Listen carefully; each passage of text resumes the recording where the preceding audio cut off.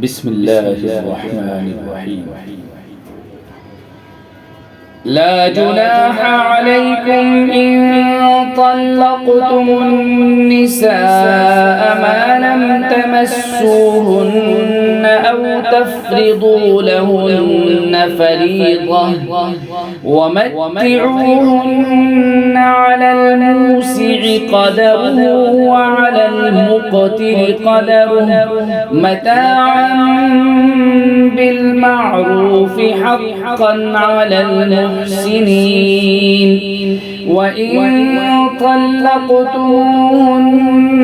من قبل أن تمسوهن وقد فرضتم لهن فريضة فنصف ما فرضتم إلا أن يعفون أو يعفو الذي بيده عقدة النكاح وأن تعفوا أقرب للتقوى ولا تنسوا الفضل بينكم إن الله بما تعملون بصير. حافظوا على الصلوات والصلاة الوسطى وقوموا لله قانتين. فإن خفتم فرجالا أو ركبانا فإذا أمنتم فاذكروا الله كما علمكم ما لم تكونوا تعلمون. والذين يتوفون منكم ويذرون أزواجا وصية لأزواجهم متاعا إلى الحول غير إخراج فإن خرجن فلا جناح عليكم فيما فعلن في أنفسهن من معروف والله عزيز حكيم. وللمطلقات متاع بالمعروف حقا على المتقين. كذلك يبين الله لكم آياته لعلكم تعقلون. ألم تر إلى الذين خرجوا من ديارهم وهم ألوف حذر الموت فقال لهم الله موتوا ثم أحياهم إن الله لذو فضل على الناس ولكن أكثر الناس لا يشكرون.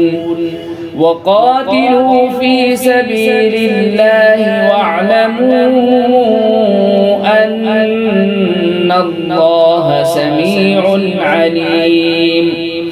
من ذا الذي يقرض الله قرضا حسنا فيضاعفه له أضعافا كثيرة والله يقبض ويبسط وإليه ترجعون.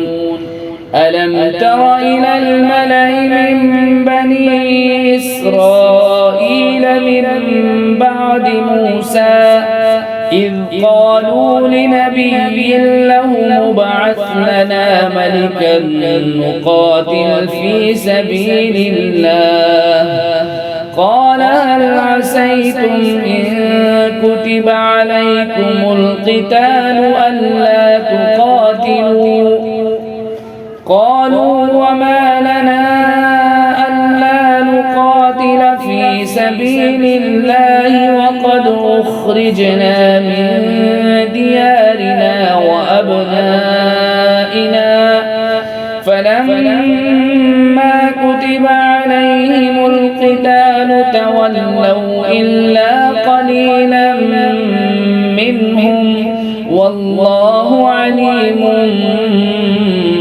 بالظالمين. بالظالمين.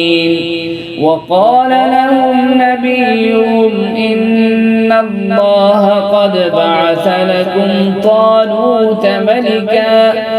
قالوا أنى يكون له الملك علينا ونحن أحق بالملك منه ولم يؤت سعة من المال.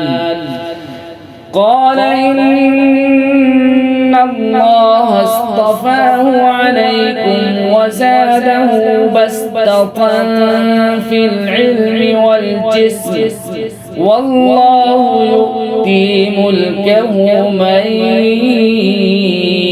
يشاء والله